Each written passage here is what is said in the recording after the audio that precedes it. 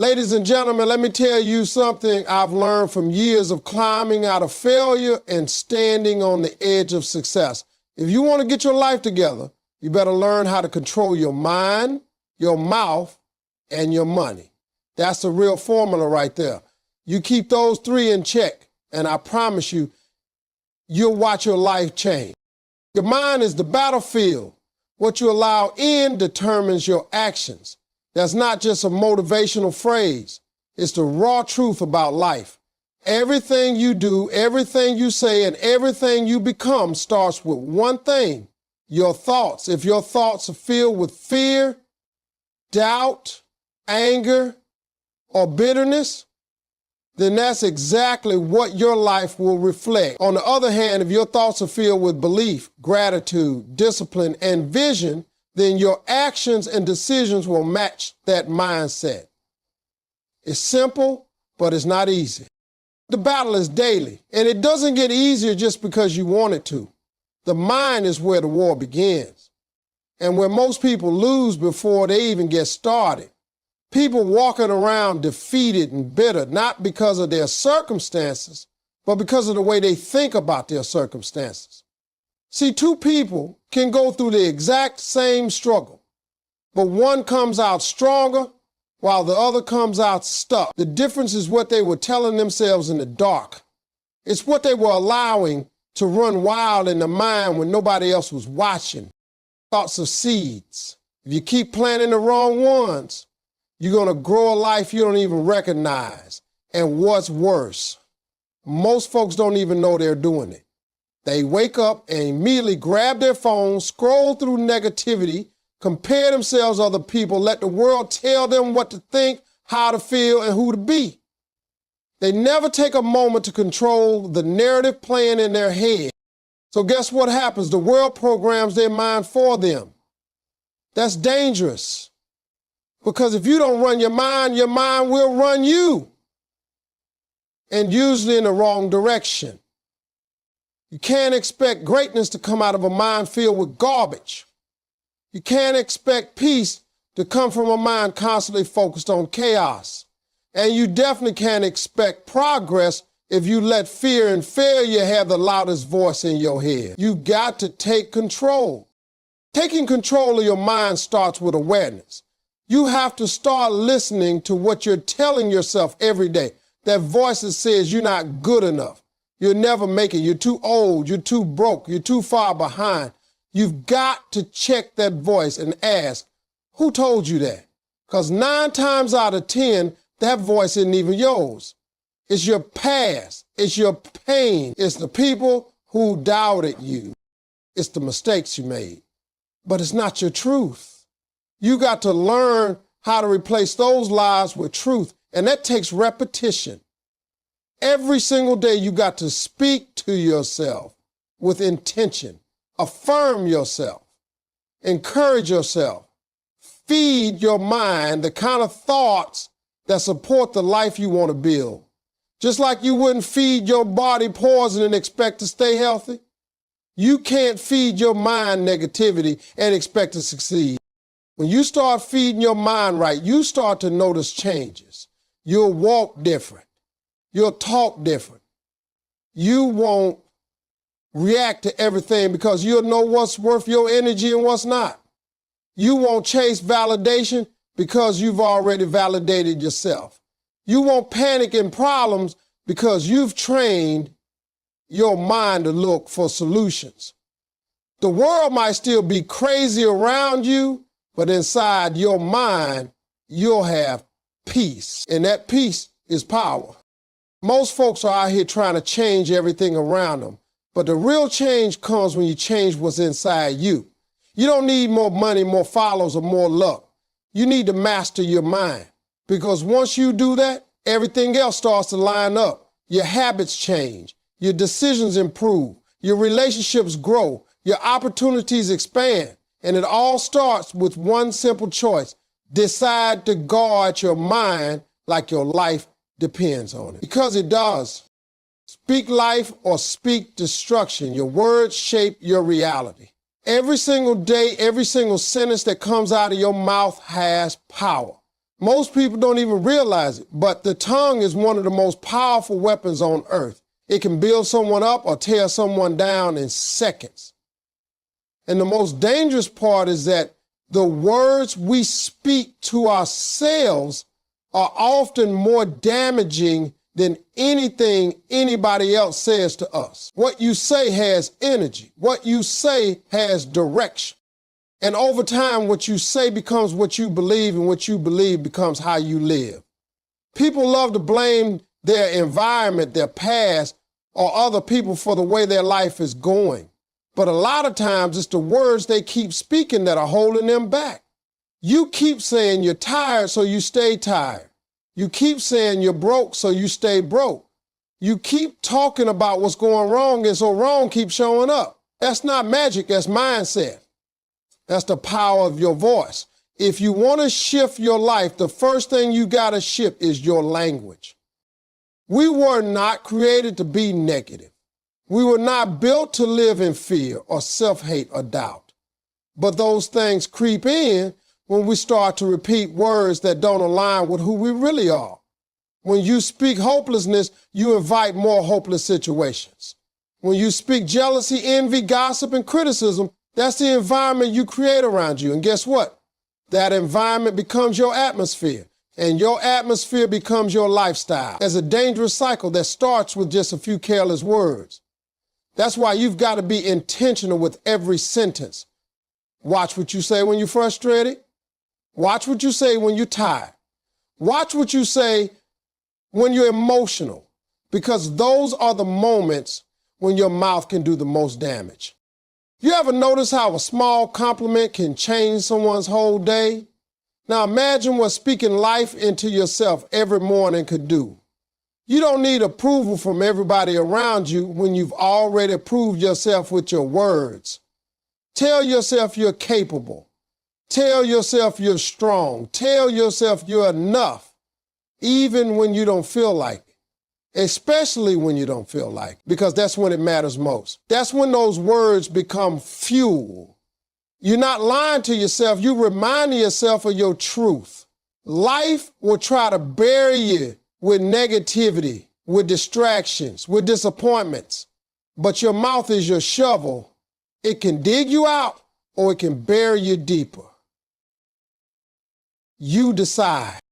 And it's not just about speaking to yourself, it's also about what you say to others. How many opportunities have we lost because we couldn't control our mouths in a heated moment? How many bridges have we burned with sarcasm, criticism, or just not knowing when to be quiet? Every word you speak is either a brick or a wrecking ball. You either building something or tearing it down. The wise know when to speak, but they also know when to be silent. Silence can be just as powerful as speech when used with purpose. Sometimes the strongest thing you can say is nothing at all. Your words are seeds. The more you speak faith, the more it grows. The more you speak peace, the more peace surrounds you. The more you speak purpose, the more clearly you begin to walk in it. Don't waste your voice on complaints, excuses, and negativity. Use your voice to uplift, to declare, to inspire, to lead, and to guide. The person who learns how to control their tongue, how to discipline their language, and how to speak with purpose is the person who has already won half the battle of life. It doesn't take money to change your words. It doesn't take connections. It just takes awareness, discipline, and commitment to speak only what builds and never what destroys. Emotional spending and poor money habits will trap your future. Most people don't realize that money isn't just a financial issue, it's an emotional one. It's tied to how you feel about yourself, how you see the world, and what you believe you deserve. If you don't get control over the way you handle your money will end up handling you. That credit card swipe might feel good in the moment, but if you're using money to cope with pain, boredom, stress, or insecurity, you're building a prison one swipe at a time. It's not the lack of income that's keeping most folks stuck. It's the lack of discipline. It's not knowing the difference between a want and a need. It's telling yourself, I deserve this every time life gets hard, and using spending as a form of therapy instead of fixing what's really broken inside. That kind of thinking will have you working your whole life just to stay broke. You cannot grow financially if you're constantly chasing the next emotional high with your money. You can't build wealth when every time your feelings shift, your wallet opens. Emotional spending is like pouring water into a bucket full of holes. No matter how much you pour in, it always leaks out. And then you're left wondering where your money went. Stressed out by bills, stuck in a cycle of paycheck to paycheck living, blaming the job, blaming the economy, blaming the system. But the truth is, the system that needs fixing first is the one inside your own habits. You got to look at your spending not just through the lens of dollars and cents, but through the lens of character, mindset, and purpose. What does how you spend say about what you value? What does your bank account reveal about your priorities? Money is not just about buying power. It's about decision making. It's about vision. It's about stewardship. There's a powerful freedom that comes when you stop needing things to feel whole. When you stop trying to impress people who don't care. With money, you don't have buying things you don't need. That pressure is heavy. Social media will have you thinking you need luxury to be valuable. That if you're not wearing the latest brands, driving the latest car, or living in a certain neighborhood, you've somehow failed. But success is not in appearance.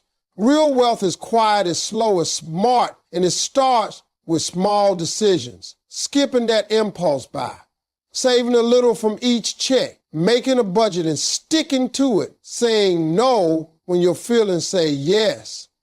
Those little moments are where financial transformation begins. It's not about how much you make, it's about how much you keep and how will you use it.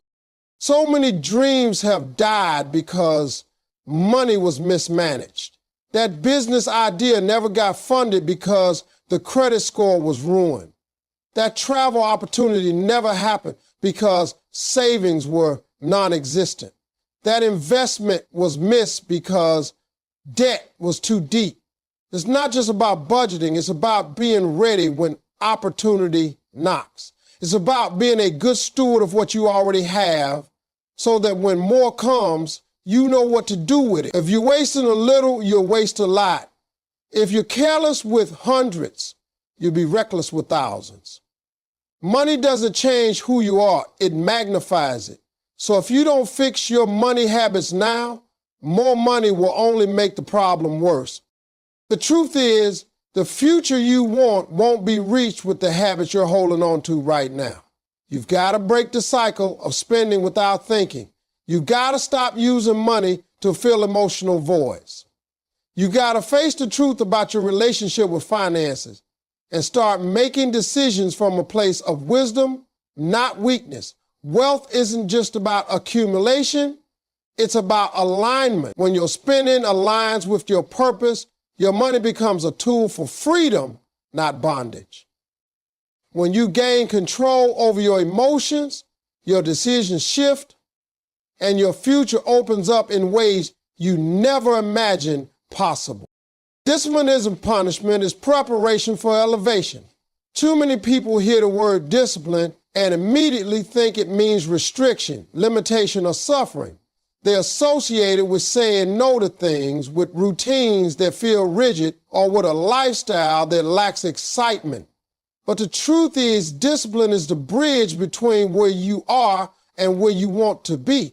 It's the very thing that builds the foundation strong enough to carry the weight of the blessing you're praying for. You can't ask for success and expect to get there without structure.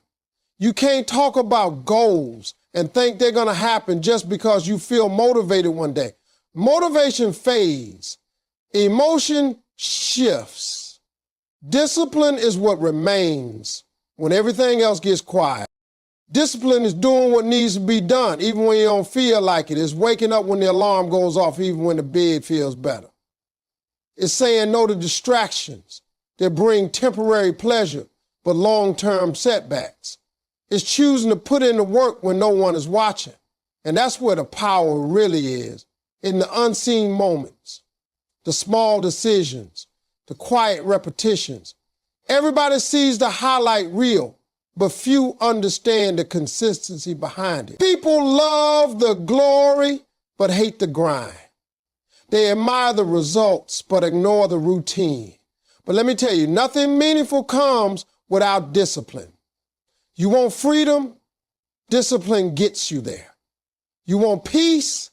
Discipline protects it. You want success?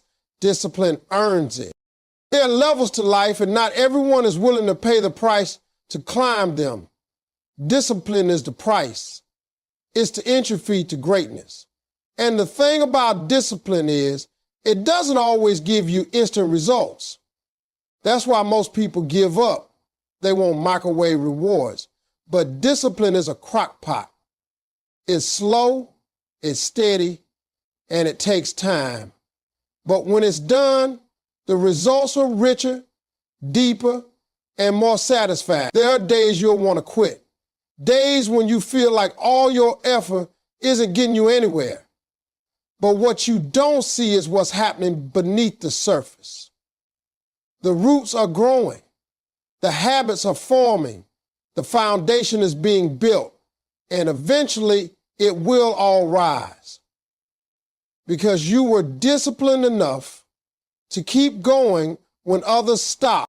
Discipline doesn't just build results. It builds identity. It makes you the kind of person who can be trusted. Trusted with responsibility, with opportunity, with more. That's why God doesn't bless everybody the same, not because he plays favorites, but because not everybody's ready for the weight of the blessing. Discipline prepares you to handle more without being destroyed by it. It strengthens your character, sharpens your focus, and develops your resilience. Life is going to test you, not just with failure, but with success. And if you haven't trained your mind, your habits, and your will, then success will break you just as fast as failure will. Discipline is your armor. It's what keeps you grounded when the spotlight hits. It's what keeps you humble when the applause comes. It's what keeps you focused when distractions rise. You've got to reframe how you think about discipline. It's not a punishment, it's a privilege. It's a form of self-love. It's how you protect your vision. It's how you tell your future, I care about you. Every time you choose discipline, you're casting a vote for the person you want to become. And over time, those votes add up. They create momentum. They create consistency. And consistency is where transformation happens. You don't become better by accident. You don't grow by chance. You don't succeed by luck. You do it by choosing daily to live with intention. Discipline is the evidence that you're serious about your calling. It's the proof that you value your future enough to make sacrifices in the present. And the beauty of it is, the more you practice discipline, the easier it gets. It becomes who you are. It becomes your default. And when discipline becomes your default, progress becomes inevitable. You can't control everything, but you can control your reactions. That simple truth has the power to completely change the way you move through life. People spend so much time and energy trying to manage other people, trying to fix circumstances, trying to bend the world to their will. But the real power doesn't lie in controlling what happens around you. It lies in controlling what happens within you. The world is unpredictable. People will disappoint you. Things won't always go your way. Storms will come. Setbacks will hit. And not everything will make sense. But in the middle of all that, your reaction is your responsibility. You may not get to choose what happens to you, but you always get to choose how you respond to it. It's a dangerous lie that many people fall for, the idea that they're helpless victims of their emotions. They believe that if someone disrespects them, they have to react with anger. If something doesn't go right, they have to spiral into frustration or panic. But that's not true. You are not your emotions. You are not your circumstances. You are not what people say or do. You are what you decide to become in the face of all of that. And when you learn how to pause, how to breathe, how to not let everything pull you out of character, that's when you step into your power. That's when you realize that calm is a superpower. Patience is a strategy. And silence is sometimes the best answer. Most people live in reaction mode. Someone cuts them off in traffic and they carry that anger all day. Someone posts something online and it ruins their mood. A phone call, an email, a conversation, it throws off their focus, their energy, and their peace. They give away control of their life to everything and everyone around them. But when you live like that, you're not leading your life. You're being led by it. You've got to flip the script. You've got to decide that your peace is too expensive to be stolen by small things. That your time is too valuable to be wasted on things you can't control. That your energy is too sacred to be drained by every emotional trigger that comes your way. Responding instead of reacting is a learned skill. It takes practice, it takes intention, and it takes maturity. It means learning how to pause before speaking. It means choosing clarity over chaos, perspective over panic, wisdom over impulse. That pause gives you power. That space between stimulus and response is where growth happens. It's where you rise above old patterns. It's where you stop repeating cycles that keep you stuck. And over time, you start to notice that what used to shake you doesn't bother you anymore. What used to make you explode now makes you think. That's not weakness. That's strength. That's evolution.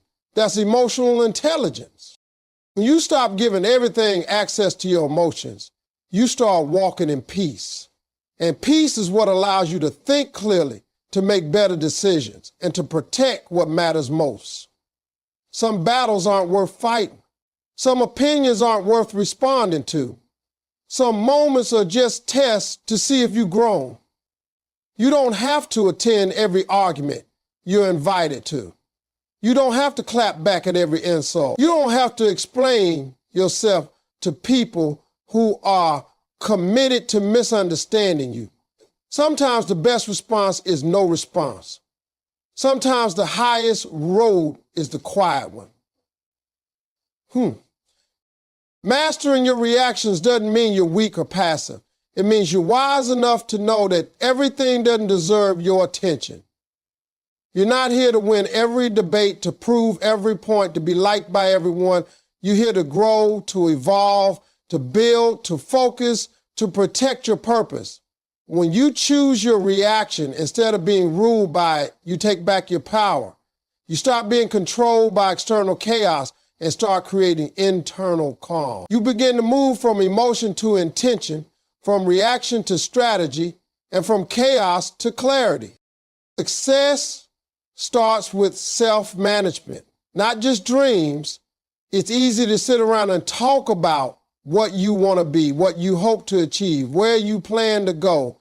Everybody has dreams. Everybody has something they think about when they're lying in bed at night or stuck in traffic or scrolling through social media wishing for more.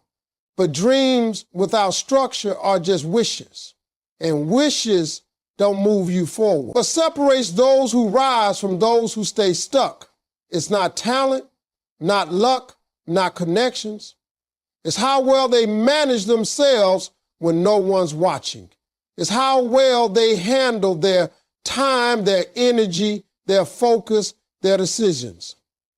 Self-management is the engine behind every form of lasting success. You can't expect external results when your internal world is disorganized. You can't build anything strong if your habits are weak. People love to talk about time management like that's the secret, but the real issue is not time itself. Time is neutral. Everyone has 24 hours. It's what you do in those hours that separates you. If you can't manage your attention, if you're constantly distracted, if you can't stick to a routine, if your emotions dictate your actions every day, you'll struggle to reach the next level. Success requires you to be the kind of person who doesn't just start things, but finishes them. Who doesn't just talk, but acts. Who doesn't just wish, but works. The truth is, success is not this glamorous, highlight reel lifestyle. It's repetition. It's saying no to what looks good so you can say yes to what aligns. It's doing the boring work, the things nobody claps for. It's waking up early, staying consistent, staying focused, and staying honest with yourself.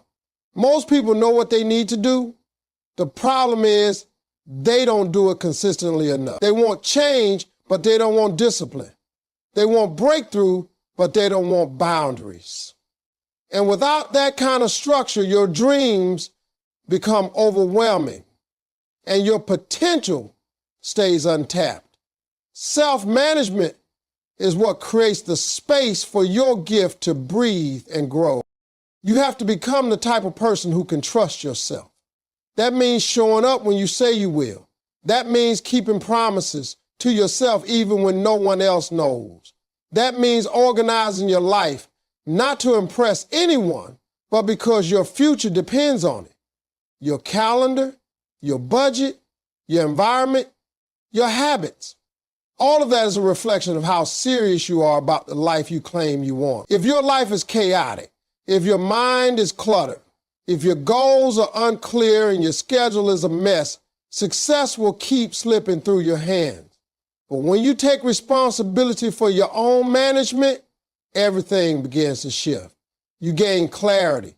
You find momentum. You stop blaming others for the results you're not getting, and you start building systems that support your purpose. Self-management is the discipline to be consistent even when motivation fades. It's understanding that how you show up in the small things determines whether you'll be trusted with the big ones. It's knowing when to push, when to rest, when to speak up, and when to stay quiet. It's realizing that progress doesn't come from intensity, it comes from sustainability. The ability to keep going, to adjust when needed, to learn from setbacks, to track your habits and your patterns. That's the work most people avoid. But that's the work that builds something real. When you manage yourself well, you become reliable. You become strategic. You become prepared for the moments that count most. And that preparation leads to opportunities that wouldn't have come any other way. Success isn't about being perfect. It's about being prepared. It's about having the systems in place so that when your chance comes, you're not scrambling. You're ready. Most people think they need more inspiration, but what they really need is more organization, more alignment, more clarity about what they want, and a better system for how they're going to get there. Self-management isn't flashy, it's not loud, but it's powerful. It builds the habits that carry you through the hard days. It builds the routines that anchor your progress. It builds the internal strength to keep you going long after the excitement wears off.